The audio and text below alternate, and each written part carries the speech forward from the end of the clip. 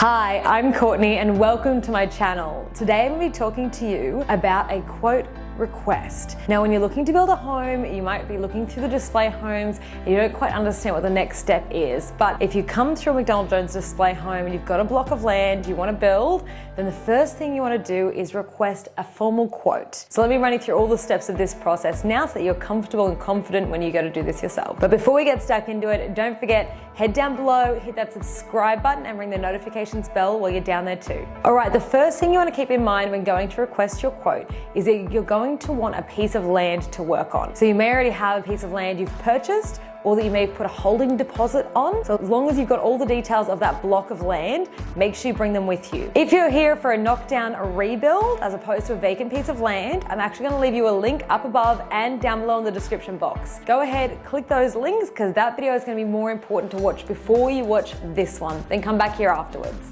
The key to success during your quote request is knowing everything about your land first and foremost. So if you've got a lot diagram, a contract of sale, that one is key.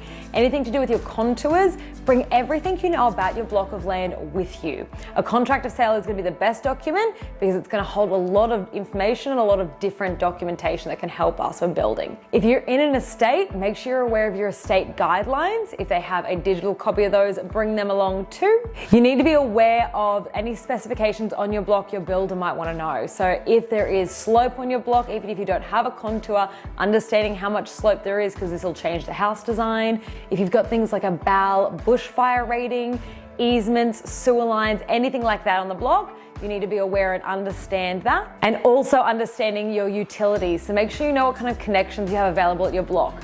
Are you able to access your town water and regular sewerage, or are you going to need to have water tanks yourself or go ahead and install a septic system? Is natural gas available at your block of land? So all those kind of little things like your power lines above ground or underground all feed into what the builder is able to do and how they're going to build your home. Keep in mind, if you have any specifications in your block about your driveway location, this is going to change which direction your house sits. If you're a corner lot specifically, you need to keep your driveway away from the corner, so it's going to need to go on the side that you've got your neighbors running down.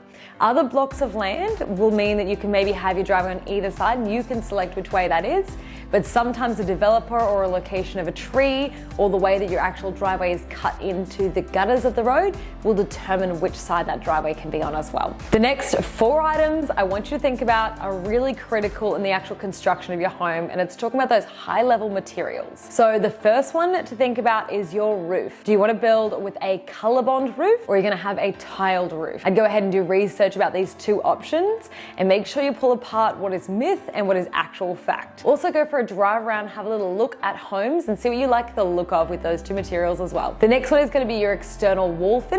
So you're going to construct the home out of bricks, Hebel, perhaps cladding. Do you want to add some rendering or feature items as well, like stone or tiles?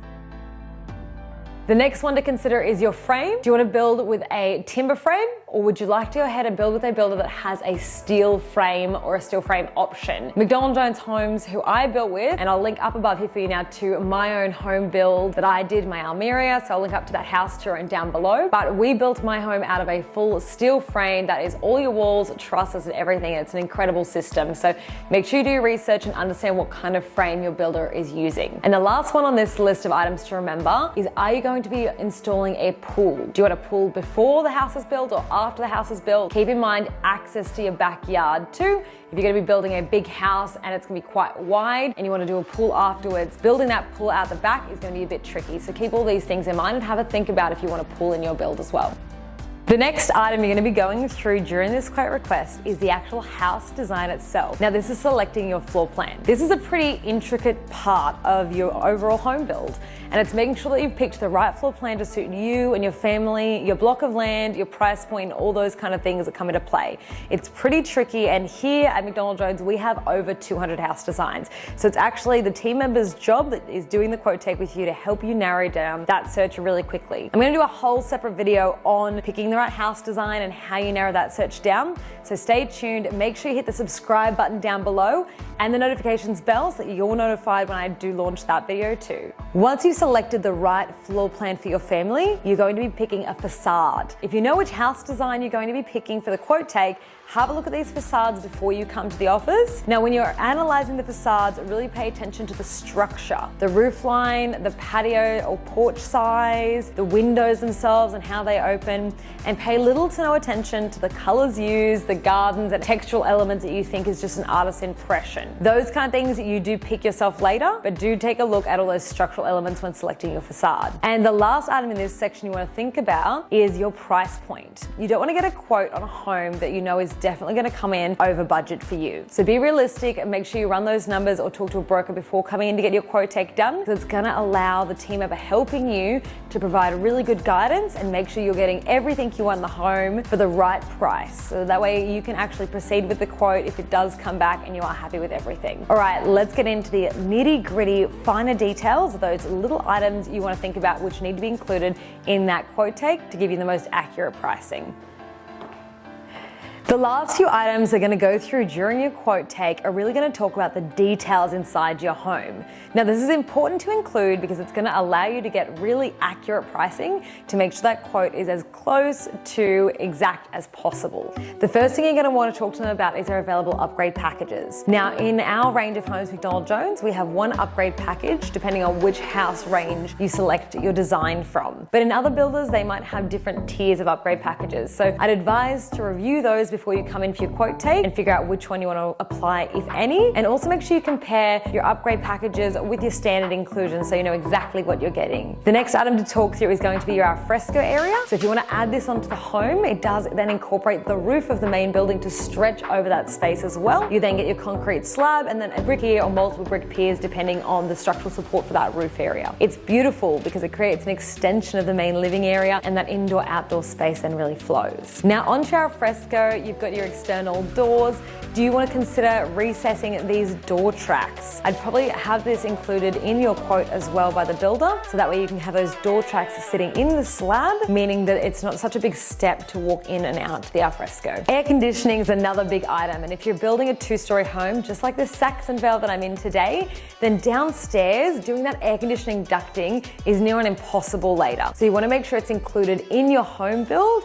If flooring is not included in the base price or in the upgrade package you've selected, make sure that you have this added into the home. You want to think about the options, whether you want laminated floors, timber floors, tiles, or whether you just want flooring left off, because you might have another option you're going to do later. Some people will also pop carpet in the bedrooms and the home theater to help with noise and also warming the space up. So think about all these options and make sure you've got something in mind before you come in for your appointment. The next item to think about is your ceiling heights. We've got 4 ceiling heights to choose from. Your standard ceiling height is a 2.4 high ceiling, but you can increase it to 2.55 as well. Up from that, you've then got the 2.7 and the 3 meter high ceilings. Now with those 2 highest heights, the 2.7 and the 3 meters, when you elect to go with that option, you can also then choose if you want to increase the height of your doors, your external doors and your internal doors, and also your windows as well if you want them to be about 300 mils taller.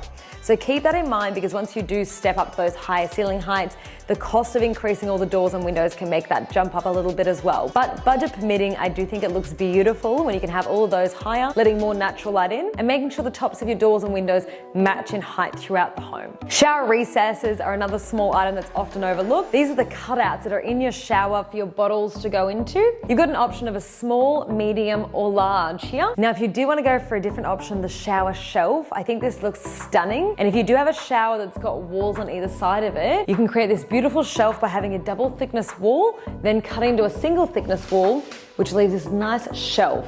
It runs the entire length of the shower, giving you lots of room for storage, and it has no height limitations. So if you've got taller bottles like I do, then it's quite easy to make sure that they fit in that space. Choosing between a hobbed bath or a freestanding bath is another great one to include in your quote as well, because this does change the frame, because a frame is required on the hob bath, but it's not going to be needed in your freestanding option. So think about that one too. If you're going to be installing a butler's pantry, make sure you ask your builder if it's going to fit in your space and if they've got an area that they usually have a butler's pantry in your house design, but make sure that's included in the quote too. Obviously your additional plumbing, potentially a Caesar stone, a splashback, all those items can be a little bit more pricey. Thinking about the kitchen as well, if you have a kitchen that's on an external wall of your home, you could consider doing a splashback window, either behind the kitchen cooktop and sometimes as well behind your butler's pantry sink. And last but not least, I would definitely recommend thinking about some allowances for your home. One that I always recommend to my clients is popping an electrical allowance in. If you've watched my video about the 12 pre-construction steps,